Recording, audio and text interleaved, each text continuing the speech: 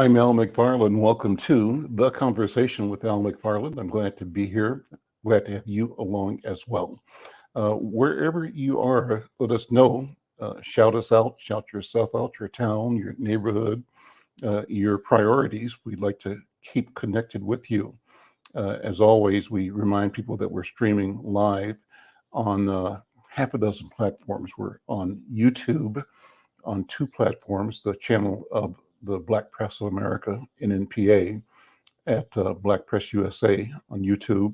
We're streaming to the Insight News YouTube channel as well, Insight News MN. In fact, that's our bean counter platform from our point of view, meaning no matter how you connect, do us the favor of jumping over to YouTube for a second or two or longer and register, meaning become a member of or a subscribe to our channel. And that helps us grow our numbers. We hopefully on the road towards monetization, but that takes thousands of people viewing, and we'd like for you to be part of our effort to achieve that. It's wonderful to connect. We also are streaming to 3 Facebook platforms, that for Black Press USA, that for Insight News, and Al McFarlane, my personal Facebook page. We're streaming to LinkedIn and streaming into X, formerly Twitter. So our mission is to connect in as many ways as we can, and we depend on you. We invite you, we encourage you to help us in that mission by liking and sharing from whichever platform you're on. But also, if you get a minute, jump over to Insight News MN on YouTube and subscribe, like, and share. Love to have you participate in the program as well. And you can do that simply by dropping a note in the comment section. And it's cool to say your name and where you're watching from, and it's cool to comment on issues or ideas or suggest issues, ideas. Also cool to be part of a program. If you're interested, get a policy, an item, a point of view that you want discussed. We'd love to be part of your intention of sharing and communicating. Send us a note and we'll get that scheduled if it aligns with our mission and vision. On Fridays, we do what's called the Healing Circle, and I'm always joined by my partner and leader in this arena, Dr. Ravada Garrett Akansanya, who is the principal at the African American Child Wellness Institute. And we begin the program usually with a certain protocol that centers our conversation and our discussion. Today's going to be a great program because we've got a couple of great people talking about great plans for the city. And our objective today is to create a healing space so that the healing of the city can go forward in a spirit of how we build, how we share, how we connect, how we improve the quality of life for all of us in our communities. But let me start by inviting you, Dr. B, to jump on and jump in and saying hello to you. How are you doing? I am wonderful today. How are you, my brother? Absolutely magnificent. It's Friday. It's a good week. It's going to be hot next week. I love the heat, so I'm looking forward. I'm looking forward to it. Good for you. I love the heat while I'm under shade. Well, so everybody else can sweat. I just like watching them. I'm all right with that. All right. No, I love it. I love being in the heat. I enjoy it. But we do our healing circle on Fridays, and I love the protocol that you continue to teach us. So let's do that. Okay, thank you. So today I ask everybody to just take a deep breath and pull it through your nose and let it out through your mouth. And notice, just do that a couple of times. And what happens when you do that is you inhale life and you exhale stress. We hold a lot of stress in our bodies, and that was not what our ancestors or our creator wanted for us. Stress can help you grow and move and change, but too much of it can knock you down. So I ask that today we gather in a healing circle. And I ask a special blessing from our ancestors and our Creator for those of us who carry too much stress. And I hope today people can just let it down, sit it down, knowing that Lord knows you can pick it up anytime. But today in this healing circle, we gather. And as we gather, we do it in name and honor of our ancestors and of name and honor of our elders. We first honor our elders because those are the shoulders we stand on. Everybody knows that somebody worked your way, prayed your way into existence. So we sit here today, the embodiment of generations of dreams. As we sit in this circle, the reason we form a circle is because a circle has no beginning or no end, no top or no bottom. We are all equally empowered to have a voice, and that is to be greeted in the center of the circle. As we honor our our elders for the shoulders, we also honor our ancestors for those were the shoulders our elders have stood on. And we honor our ancestors because they are closest to our Creator. So today, in this space of letting go, picking up, healing, and dreaming, we honor them and we say to them, Ashe, Ashe, Ashe, which means thank you, thank you, thank you. And in the orderly way that African people engage, we have a talking stick. It's virtual. We may not be in the same room, but spiritually, we hold a talking stick and we pass it to each other in conversation. People can ask for the stick if something is really burning and they got to say it, or you can just let it pass to the next person in conversation. So today, as we honor our elders, we honor our ancestors, we honor our people, knowing we are all connected to one another by the law of consubstantiation. That means all living things are connected. By those things, let's say today, Eshe, Eshe, Ashe. Eshe. Ashe. Thank you. And I pass the stick to you, Baba Al. Well, thank you, Dr. B. You know, I love this because it reminds me of when I spent time in Ghana.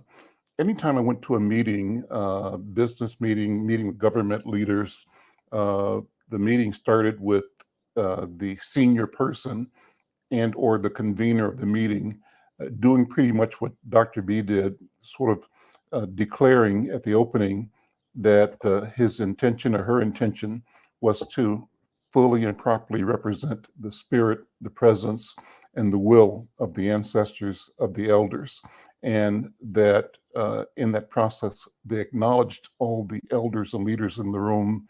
They acknowledged the people that are stakeholders in the idea that's being discussed, whether they're in the room or not, and they verbalize their intention to be clear, to be focused, to be principled, and orderly in that discussion. Well, so what I want to do is bring in my friend and my brother James Trice first, because what I witnessed in Ghana and what we have just done, James, is sort of settled into an Africana way of being together with the Healing Circle. And I think that's really important because of the critical work you do in public policy. You convene us, convene people across ideas, across interests, across geographies, across cultures. You seek to find the common grounds to elevate mutual benefit and opportunity. And I wonder how this beginning feels to you as a convener and as an African man. Brother James, good afternoon. Welcome. Well, good afternoon, Brother Al, and greetings, Dr. Bravada. It's been a long time since we've been in presence together, so much respect and love to you, and thank you for beginning us this way. I mean, this is right in my spirit. It nourishes my soul this morning, Dr. Rada, you mentioned it. I woke up with a lot of stress. There's a lot of things happening, a lot of moving pieces. And I started off this morning, like take some deep breaths and, breathe in and blow it out. And it was like, okay. And then, as my day went along, the stress began to like try to get back on me. Like, okay, when things come up, and then you so eloquently and wonderfully and graciously brought me back to, you need to relax, you need to breathe. It's all going to be okay. It's all going to be okay. So this resonates with this is nourishing to my soul and my spirit. And I like to start our meetings when I am the facilitator of meetings with the acknowledgement of what has happened and what has taken place, but also just an acknowledgement of just giving thanks and honor to those who come before us and those who are with us now, and supporting that work. And so thank you again. This is wonderful. And it nourishes my soul. So it helps me like to go through the rest of my day. So thank you. I appreciate that. And so you have a choice of passing the talking stick back to me or to anybody else that you want to. Yes. I want to pass it to my friend and my colleague, Hillary Holmes from the city of Minneapolis, who's we're working together on a major project in North Minneapolis, and we're going to talk about that later. But I invite her to pass the stick to her. Good afternoon, Al. Nice to meet you, Dr. Bravada. Hey, Hillary. Hi, James. Good to see you. Yeah. Again. We talk a lot these days, and I appreciate that. I appreciate our time together. And thanks for the time, as always, to be part of the conversation. Happy Friday to everybody, and happy summer, last day of school in Minneapolis. So we're feeling that in the house and trying to have the kid take deep breaths too. Lots of activity. So thanks for having us. Awesome. Well, thank you for being here, and thank you, Brother Trice. So today I wanted you all to work with me and Dr. B, actually Dr. B and me to work with you all in bringing a discussion forward about the major development that you've been leading in North Minneapolis. It's called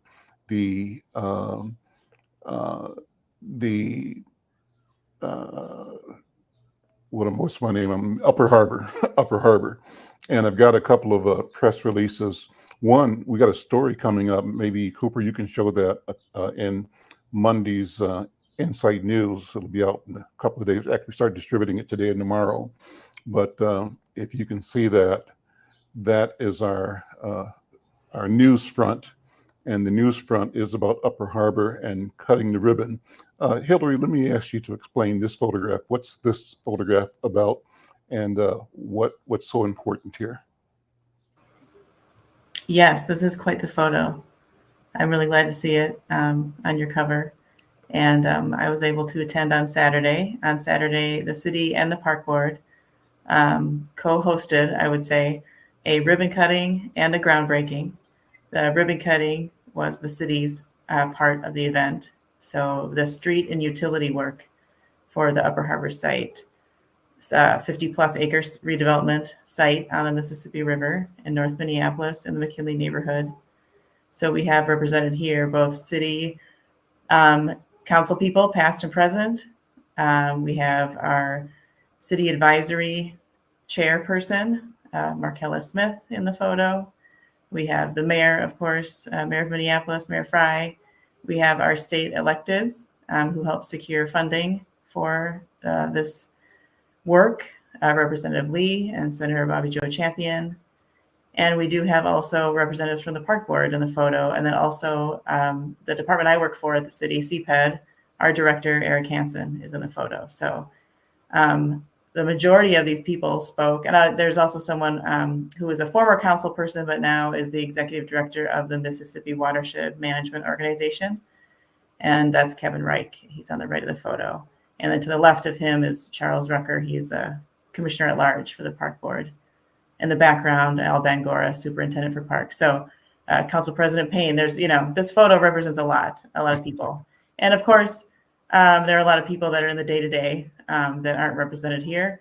but their work was celebrated nonetheless. This wraps up about 6 years of planning that I've been involved in. I've been with the city 6 years working on the Upper Harbor development. And this was also the handoff to the park board. They have a portion of the site that the city transferred ownership to them last fall for a 5-acre park space right on the river, as well as a mile of riverfront trails and restored shoreline. And that was the groundbreaking part of the event. They broke ground. They will be starting their construction on the park this summer shortly, and then hopefully wrapping up sometime next year. So my hope is that the next thing you hear about, well, not just the next thing, but the next kind of big event is a grand opening for the park. So, which would again, be when? Which may be when? I would say probably substantial completion of the park project next year, 2025. Okay. I'm not sure when they would arrange for a grand opening, if that would be later next year or the following spring. As plantings and things go, they take a couple of seasons to, and they do some kind of final work usually the spring after. So this is an important milestone to celebrate, but just the beginning in a lot of ways. Well, let me share some of the information on the handout in the city. And you've described it, but I'll read it again because I think it bears saying again that this event on the 10th was the city marking completion of street and utility construction. And as you said, the Minneapolis Park and Recreation Board breaking ground on a new regional park at the site of the 53-acre North Minneapolis Riverfront Development Project. We call it the Upper Harbor. And the infrastructure that was completed included newly constructed roadway networks on the site with the creation of West River Road and reconstruction of 33rd Avenue North and Dowling Avenue North into the McKinley neighborhood. It included underground water, sewer, stormwater infrastructure, signage, and signals. And the new park is going to feature this 5-acre plaza and lawn area that will welcome people arriving from Dowling Avenue on a 1 mile of parkway road with parking, bike, and pedestrian trails, naturalized shoreline, native trees, grasses, woody shrubs, and perennials. The mayor said that Minneapolis is unified by the mighty Mississippi River. And he said, even so, a heartfelt riverfront doesn't mean much if you can't get to it, if it's not easily accessible to all of our residents. And he said what had once been a barge shipping terminal is now becoming a beautiful recreational space for residents to enjoy. And this is just the beginning. So he gave thanks to all the local and state partners who help make the park a reality. So let's give sort of Upper Harbor 101. Let's review what the vision was as we started talking about this, 15, 20 years ago, because, tell us when the terminal ceased to function in its original capacity. What was that capacity? What was it there for? And then what factors went into the discontinuation of that function and the opportunity to repurpose this land, and why this land is so significant? I understood, I think, James, you told me this several times, this is like the largest single piece of government-owned land on the entire length of the Mississippi River that was not developed. So this is a unique gift that we have to grow. But Hillary, give us the background, if you would. Of course. The Upper River was the Upper Harbor was the Upper Harbor terminal, and that was, as mentioned, a barge shipping terminal. So that was hauling kind of bulk commodities upriver, and this was the northernmost point of navigation on the Mississippi River. And so they were, offloading various things. Like, people think a lot about like aggregate or those types of kind of like heavy bulk commodities that were then loaded onto rail cars or trucks and taken off site to other places. Aggregate is like sand and dirt, Oh, right? yes, Kind of thanks. Yep, concrete or exactly. whatever. Yeah, stuff to make Exactly, stuff look yes. okay. Yeah. And if you drove up there, Yeah. you see piles and piles and piles of sand or construction stuff, and you see these big silos where stuff is stored. It was a wonderful place to visit. Just look around because it was kind of amazingly industrial. It was almost like a movie set, you know. Yeah, yeah, it did have a little bit of like otherworldliness to it, I would Yeah, say. yeah, Yeah, like being it on was the very moon, like industrial. being on the Yes. moon almost. Yeah. Yeah, I have some photos from, once site work started, and it did look like a different landscape. That's for Mm-hmm. sure. Mm-hmm. And so, around 2014, 2015, the feds, what we'd say, had announced that they were planning on closing the lock and dam to upriver navigation to help with the kind of invasive species getting further upriver. And so that meant that barge traffic could no longer come this far north. And so there was about a year or two of kind of immediate planning following that. But visioning for this part of the riverfront and everything kind of from the central riverfront downtown north had been happening for some time. So we say that now we're at the, kind of this inflection point of delivering on decades of planning. So it was always envisioned, how do we bring a riverfront back to the community, back to access to people and not just for industry. And so this was part of that vision with the park board some 20 years ago.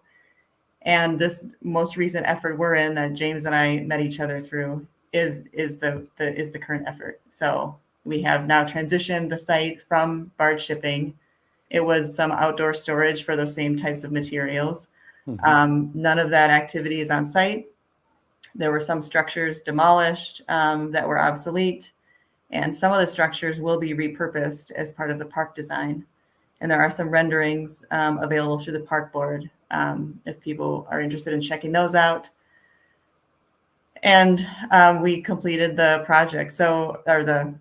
This part of the city's infrastructure project. James and I were working together through the committee process. So the city had an advisory committee to continue to develop a redevelopment plan for the whole site. And so I had mentioned the chair of that committee, Markella Smith, and the name of that committee was the city's Upper Harbor Terminal Collaborative Planning Committee. They met July 2019 was our first meeting, and we met for a couple of years, transitioned to online meetings through COVID, lots of night meetings online.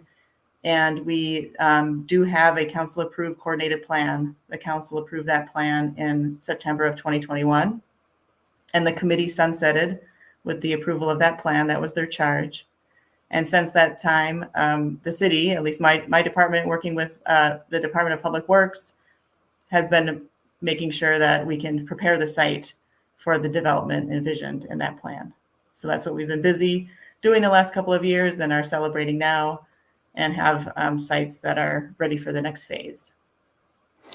So right now, the barges that we used to see going under the St. Anthony Lock and through the St. Anthony Lock and Dam and across the Stone Arch Bridge, under the Stone Arch Bridge, that traffic is no longer, is that what it is? There's no more barge traffic going up?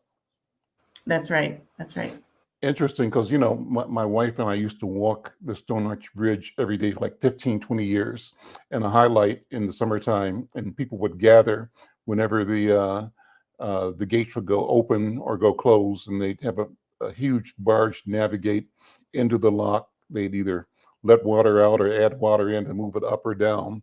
And it was just fascinating to watch, just the mechanics of it. And people toured to watch that. So I haven't been walking on the river yet since COVID, but I plan to go back. But that's part of a lot of change. And so is there a sense, of what's the sense of utility remaining for the lock and dam? I guess there's commercial, not commercial, but private or public transit through the lock still. Is that correct? I mean, how will the lock still function, and what would be the value of it? Oh, this is a good question, and I'm going to quickly get out of my knowledge. Yeah, it's certainly open to different navigation, different kind of boat traffic. Private boat traffic. And then I'm thinking even, north of the Lock and Dam, the types of activities we see on the water now, or not just now, but, that I see when I'm on site, like people kayaking on the river. There's obviously smaller boats and other watercraft. I haven't been on it, but I know of, the water taxi that spends time on the water too. So, but when you get to, what else is coming in and out of the Lock and Dam, maybe it's a little farther south than my knowledge goes, but. I need to talking stick. Wait, let me just ask a couple of questions. Go ahead. So Hillary, I heard you talk about how long you all planned for this. And to me, it's like birthing a baby. You put so much labor into it, and I'm assuming love. So what was your dream and your vision for what would happen when you get to this part and actually in the end? What kept you going in terms of just holding on to that notion of something that didn't even exist yet? James knows this, and I'll share it's some personal tidbit. I started working on this project when I was pregnant with my son 6 years ago, and in that time, last fall, we welcomed another son, and so that has been on my mind. The next generation. We live in Minneapolis. We don't live on the north side close to the river. But I often think of other committee members that I worked with for those 2 years, other people that I've met working on this project over the last 6 years that have children not only the same age as mine, but older in high school, or even if they're in middle school, and thinking about how children that are now children will be able to hopefully very soon, right, within the next couple of years, spend time on the site, enjoy their time on the site, what it will be like to have access to the water in whatever ways people want to use it, or spend time on it, and then grow, and what that will mean for their life experience in Minneapolis. So I'm thinking of my own children, but through so much work is not about them. It's about other children that will be able to experience the site in its future form. That's wonderful. As a mother, I was just thinking that I would love to see you walking with your own kids saying, "Look what mom did." I did bring them on Saturday. Yeah, I'm sorry, James. You weren't able to be there. So we'll have to get together soon. But yeah, that was their first time. Oh, I guess, outside the womb on site. Yeah. Dr. B, let me throw this in. James will remember this. I don't think you were at this meeting, Hillary. You might have been, but there was a meeting some years ago that I was invited to, where I think Eric was there, and they were bringing community media people together to sort of brief us on the history, the planning, the intention. And one of the things we wrote about and we emphasized, and I will continue to emphasize, is that the department and the mayor said their intent is to have this project be a demonstration of what it means to lead with equity and diversity and inclusion.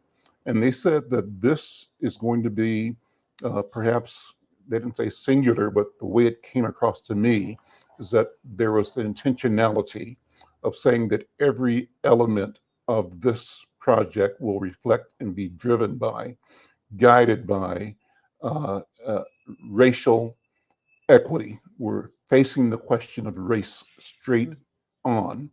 And so what does that mean? Well, let me tell you what it means to me.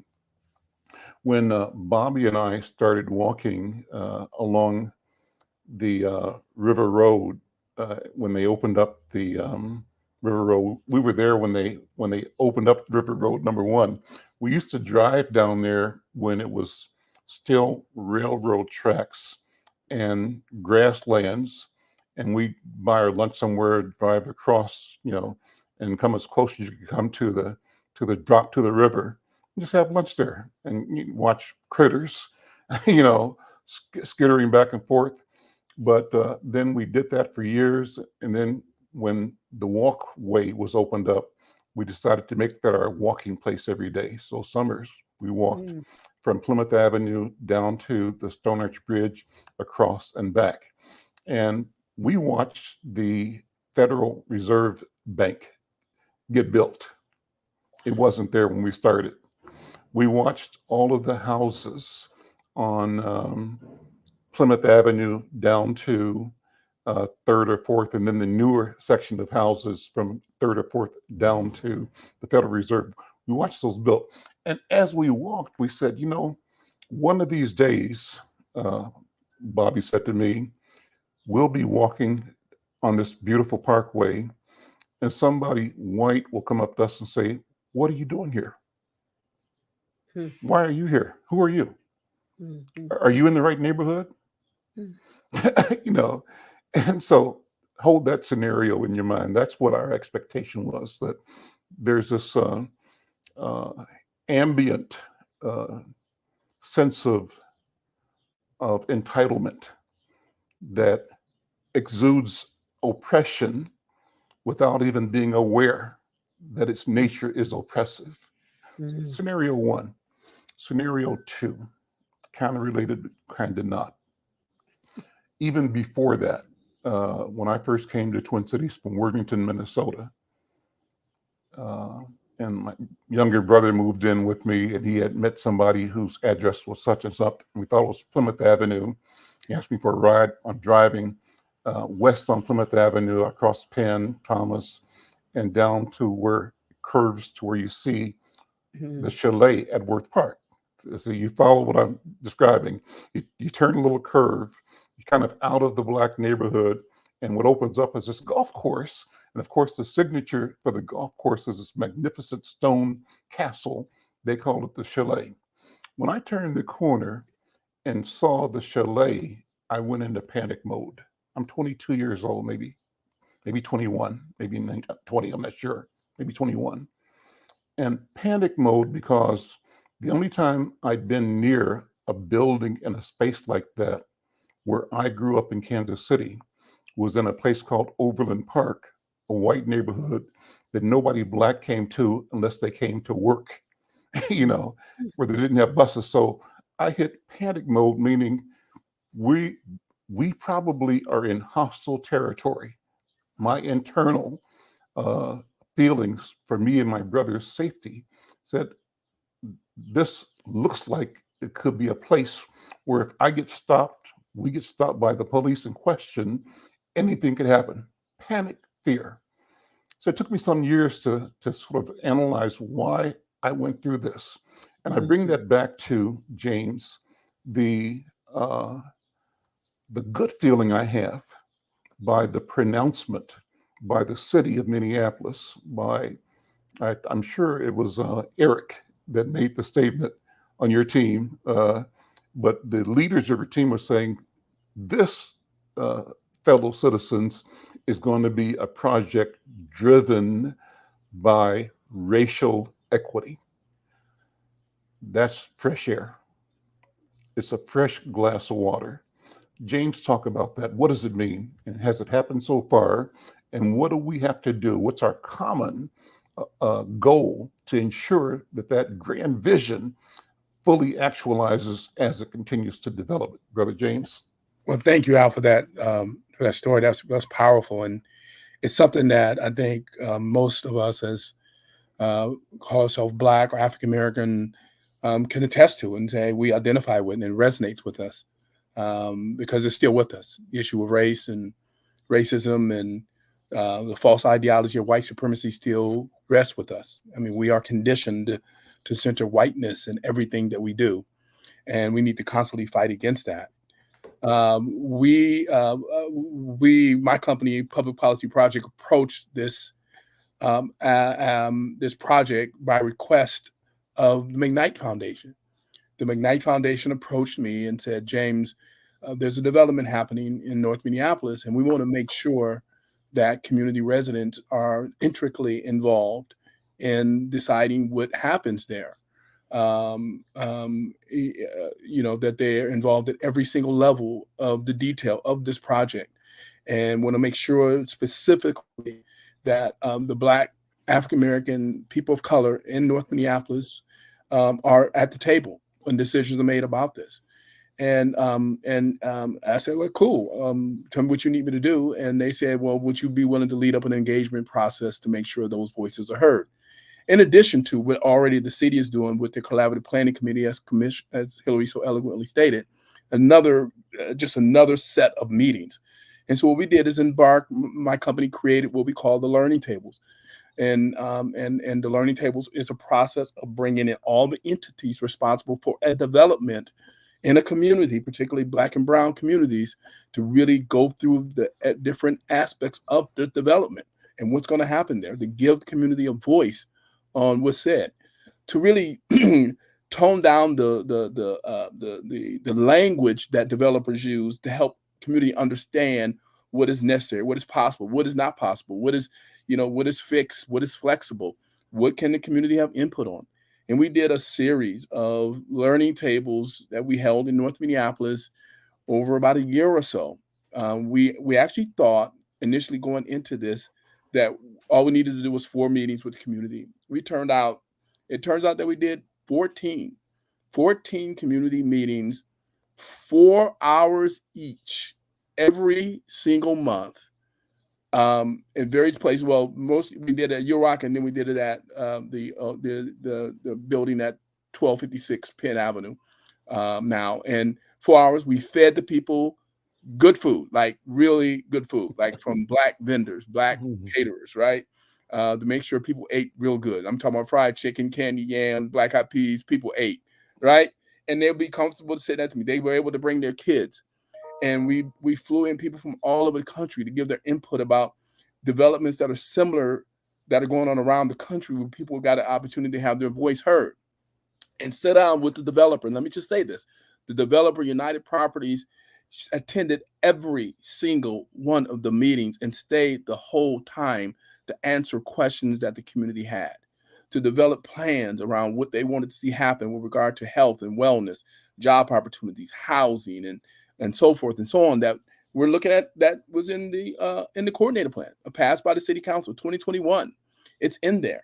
What is also in the coordinated plan, what was also decided by the city council, is that the benefits, many times when development happens in communities, benefits happen, right? The community increases economic development opportunities, jobs, and all those things go along with the development. What the city council decided, and what was insisted by the community and even the collaborative planning committee, that the benefits are focused on ADOS, American descendants of slavery, not just BIPOC. Because we all know, Dr. Bravada, Al, when we say BIPOC, Black people still left out. We wanted to make sure that we include American descendants of slavery, the institution of slavery, to make sure that Black folks have some benefit in this project. And that is in the coordinated plan. It's there. It was decided.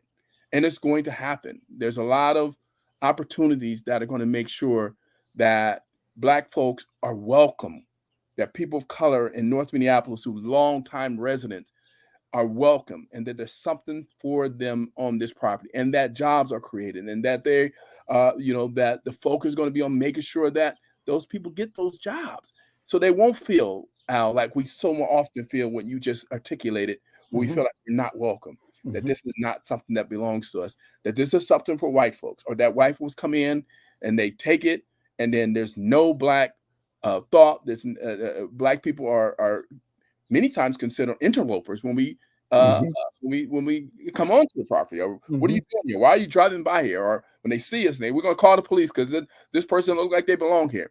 We're saying that that's not going to happen with this Upper Harbor development. That's what we're saying.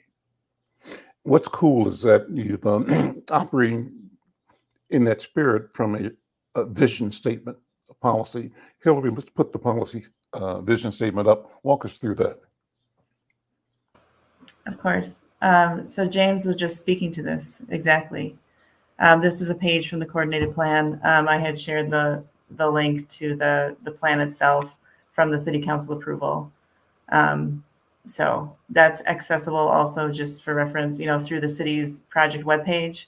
And so if you just go to, minneapolismn.gov and search for Upper Harbor, it should take you to the Upper Harbor project webpage. And these types of resources are there. So read the Upper Harbor, the 6 values. 6 values, yes. Mm-hmm. And so these are also, as James was saying, the learning tables. We were focused, our committee meetings and the learning tables were coordinating and focused on these topics. We have economic inclusion, jobs and careers, disrupting gentrification and displacement, wealth creation and community ownership, affordable housing, affordable and attainable to current Northside residents. That was key. Environmental justice and sustainability, and mobility, public space, and infrastructure. So to make sure you can access the site, move through the site safely, and also it doesn't just mean physical access to the space, but who feels welcome, and how do those spaces feel, and how do people experience those spaces. And then on the right on this page is the definition of community, which is the definition that the city's advisory committee, the collaborative planning committee, adopted. And so you'll see this definition repeated in a couple of places, referenced in some other city documents. And this was the definition that was created and put forward by the collaborative planning committee. And so that, this page is at least one summary guide, let's say, to the overall redevelopment. And there was a plan, it was a very high level plan for the redevelopment when the committee was created. And their work was to push and to say, this needs to be different. How can this be different? How can it be better? How can it benefit current Northside residents more? How can it benefit Black residents more? How can it benefit Black and Brown residents more? And how can it be for us? If I could add, Al, can I go ahead, please? Yeah, please, James. So let me just say that just so people have context here, the learning tables, the information that came out of there fed into decisions that the collaborative planning committee was set up. So the collaborative planning committee by the city was set up to make the recommendation about what's going to happen there. So all the information that came out of the learning tables went into that decision-making process. But I do want to say this. One of the key pieces of the 6 core values is anti-displacement, disrupting gentrification, right? We all know the history of development. And many times people that are there, particularly Black and Brown people, are displaced when major developments like this happen.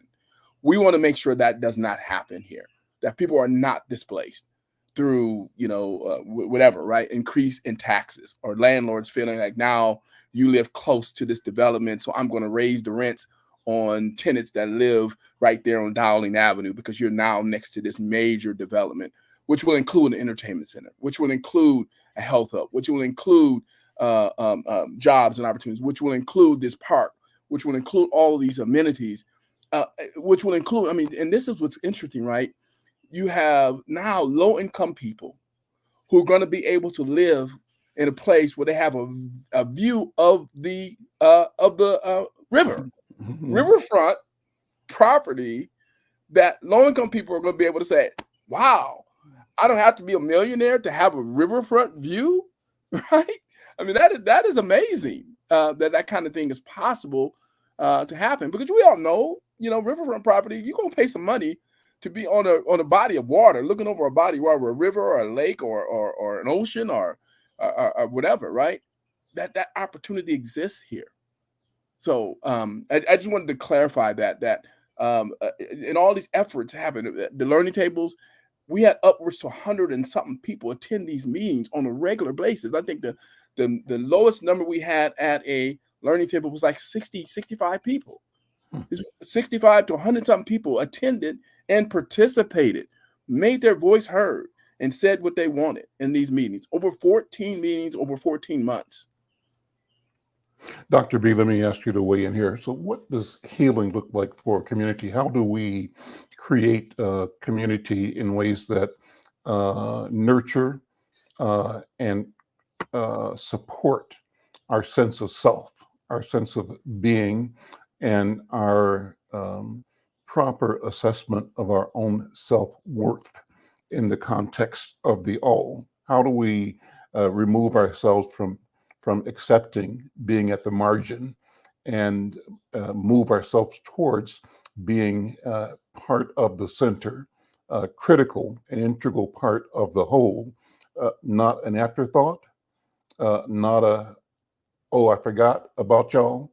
How do we do that? And how do you see that happening? And what does that mean in terms of the healing of both individuals, families, and community and humanity? What do you think? That's right. That's right. I was over here having church as I was listening to my brother James talk about the engagement.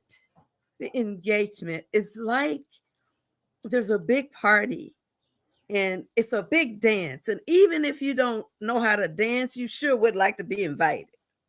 And so what I loved about that, and my spirit just started to soar with just pure joy. You're saying this is for you. This is for you. And if we can imagine something as wonderful as a riverfront just for us, oh, I'm telling you, all kinds of things go in your mind.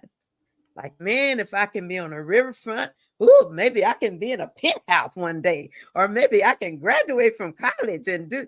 It's just about honoring humanity of a people who have not been honored. It's the truest sense. We were talking about Ubuntu.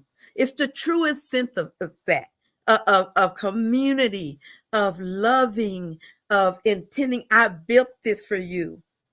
It's for you. So therefore, you mean I'm worthy? My Black life matters, not just to me, but to you. To plan 6 years for me? Oh, come on. I mean, I could hear my grandma saying, "Oh, honey, you know that's the truth and claim it." Because that's what she always used to say. You know it's the truth and claim it.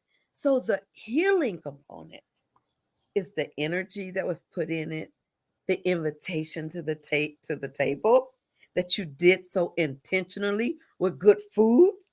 That means you're socially and culturally correct in the way you rolled out, because we don't want to roll up there and just have some bottles of water. We want to see something to eat, especially if you're going to ask us to come during an eating hour.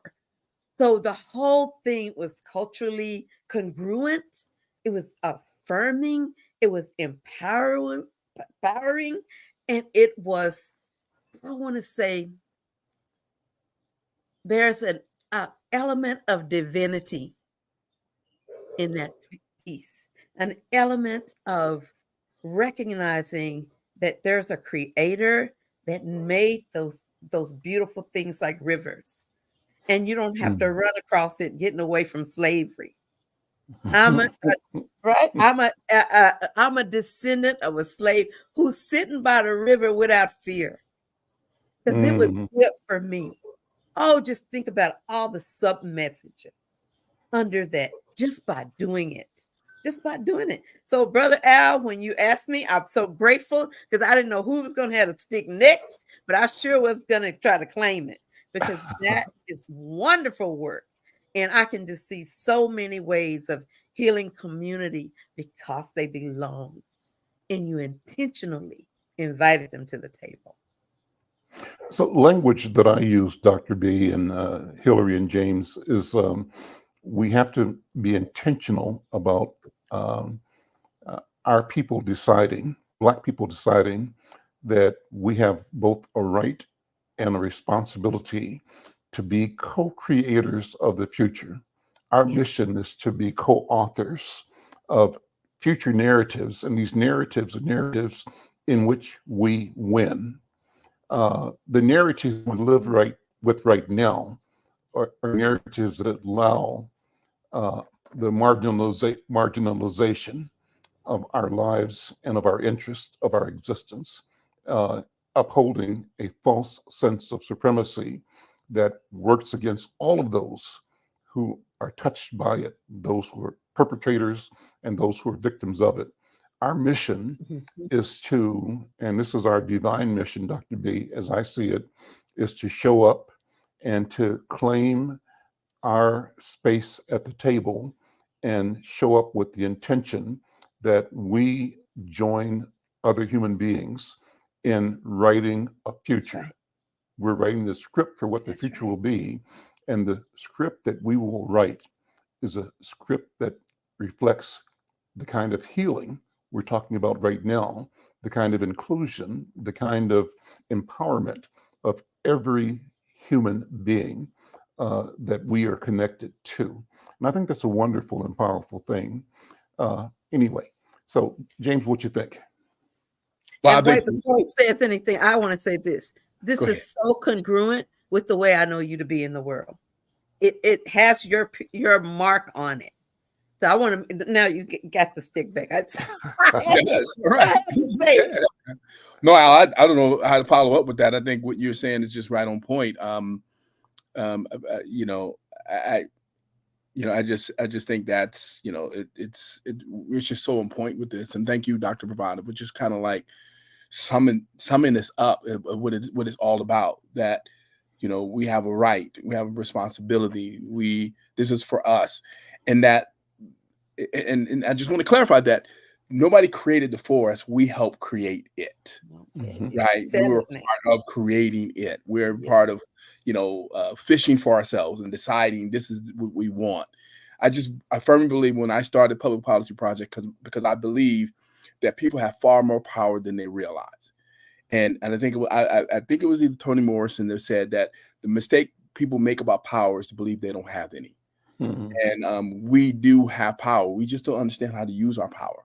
And it takes someone to kind of say, hey, you do have power, and here's where your power lies. And let me help you understand how to use your power. And once that happens, once you help people understand their power, you can't stop people who are now who have been awakened to the reality of the power that they have to address the situations in their lives and to bring about change, to create alternative outcomes than what is already presently in front of them. So thank you. Hillary, next steps, what's going to be going on in the next months and years? You mentioned maybe the park being online sometime in 2025. What else can we look forward to? Describe, and I've seen this several times, but it's always good to hear it again, what the components are now for the entire Upper Harbor project. Yeah. And I'm not sure if you'll be able to pull it up. On page 12 of the coordinated plan document is an overview, a map, if you will. Where we are today, you're right, is the park. So it's always been a vision that the public infrastructure is what we call it, but the streets, the utilities, the park to some level, as public infrastructure, that comes first to make the rest of the sites ready for development. To make the park ready for development, we even had to, prepare the site for that.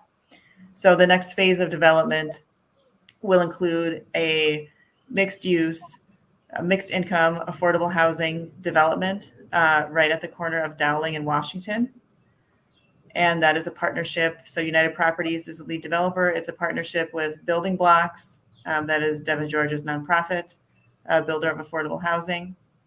They continue to assemble their financing for that development. Which building is that? Oh, thanks. Let's, it's says mixed income affordable housing with ground floor commercial space. Okay. And then you can kind of see where the Dowling Bridge would come across the river. Yeah, it's, again, this is maybe not the most helpful, but it gives a good overview. Yeah, and then also the Community Performing Arts Center. So that's a partnership between First Avenue Productions and the Minnesota Orchestra. And James, was highlighting this. What's Minnesota Orchestra's role in this? They will also be a new entity. So First Avenue Productions and Minnesota Orchestra together have formed Port of Minneapolis. And so they'll be working together on programming and delivering the facility as the operator. So they'll be the operator of the facility. So how does equity and diversity show up in that configuration? That is a great question. Minnesota Yes. Orchestra, it's a a public serving institution, but is not particularly known for being multicultural in its orientation. It has changed, and I have to say, of late they've done a lot of. I mean, the past not of late 5-10 years, phenomenal and progressive work. But look at the history of what the societal value has been for the Minnesota Orchestra and how that's been really a repository of European cultural value as opposed to anything else, right? So that's one. And Yeah. then Dana and First Avenue, that's sort of a landmark because in part of Prince, Yeah. but I don't know that there's any equity, ownership, engagement story that's unique. So how do these two organizations with histories end up showing up, reflecting and living out the principle we're talking about here? What do you think? That's a great question. And as James was starting to highlight, and as we've touched on, but haven't, there's much conversation to have. But as we've touched on different aspects of the redevelopment, it's intentional how people are feeling welcome, how people are feeling that it's their space. And when I say people, I mean, this is the definition of community from the advisory committee. This is current residents of North Minneapolis. This is to say with community programming. So the Community Performing Arts Center is not just for ticketed First Avenue type events. That's part of it. There will also be a number of community events a year. So that will be open to, determine what those are. And the coordinated plan and through the community engagement process, not just the committee process, but just again, throughout these 6 years, how the developer and how First Avenue as a development partner have been involved in community and engaging with community. How does programming happen that is reflective of not just what people might associate or think of as First Avenue programming or events? And so there is a role for a community organization to play in community programming and advising. And so there's more to that story and more as there is to kind of every part of this development. For sure. But James, is there anything you'd like to add about that? Well, before you do, James, Yes. I don't know if you were around, James, when Gary Sudduth was here. Gary Yep. Sudduth was Yep. the head of the Minneapolis Urban League, and what he was most famous for That's right. was his quote, "Follow the money." And Yes. so the question is there a process or a system that allows our community to follow the money? So we know that in partnerships and opportunities, we can say that some targets were established, some goals were made, and here's what we've done in progress, lest we slip into business as usual and without any careful monitoring or measuring. One phrase I heard was, you have to have high expectations. That's one. But what you have to really have is high inspection. You got to look at it. You got to study the data, right? And if you don't look at it closely, anything can happen. You say, oh, stuff happened. We don't know why it happened or why it didn't happen. What's ahead? We got about a minute. Hillary, what do you think? Or James, you can respond. Well, I don't want to get away from this meeting without announcing that our next community meeting is June 26th, Wednesday, June 26th at 1256 Penn Avenue, and talking about the health and wellness hub on the development. And we want community to come out 5:30 to 7:30. Again, food will be served and need people to come out to make their voice heard around this. The first meeting we had on May 2nd, we had an attendance of more than 100 people showed up at UROC to make their voice heard on and to hear what's happening with this health and wellness hub and other aspects of the development. So I didn't want us to end without announcing that and inviting people to come out and go to the city's website. You can register for the event. Please go register for the event so we can know how much food to order so we can make sure folks we have enough food for people to attend. I do know this, Al, to answer some of that, is that there is we're looking for a community entity to help contain some of the benefits that are going to come from the entertainment venue. We're looking at like ticket sales and some dollars, I think $3 or so. Don't quote me on that. From every ticket sale going back into the community to make sure it goes to some community development and opportunities for community to really flourish. I can't speak to an entity to watch the overall development, but I can say this, that there are people still watching. You still have people who are former collaborative planning committee members, even though they're not in their official role, are still watching this development. We're out of time, but what I want to do is invite you back next week if Dr. Yes. B is okay with that, because I'd like to sit deeply in the Health and Wellness Hub. I'm glad you brought that up. Let's examine what that means and talk about what that means. So look, we'll see you next week. How's that? Dr. Potter, I would love for you to be part of that next Friday, the 21st, and we want to Please. keep promoting the meeting on June 26th, 5:30 p.m. On the Health Hub. That meeting's going to be at 1256 Penn. We call it the Thor Building or the Regional Acceleration Center, but Plymouth and Penn. Be there, bring your voice, bring your vision, bring your genius. We're creating community together. Yes. With that, we'll see you later. Take care. Thank you, Dr. B. Thank you, Hillary. Thank you, Dr. James. B. I'll be reaching out to you, Dr. B.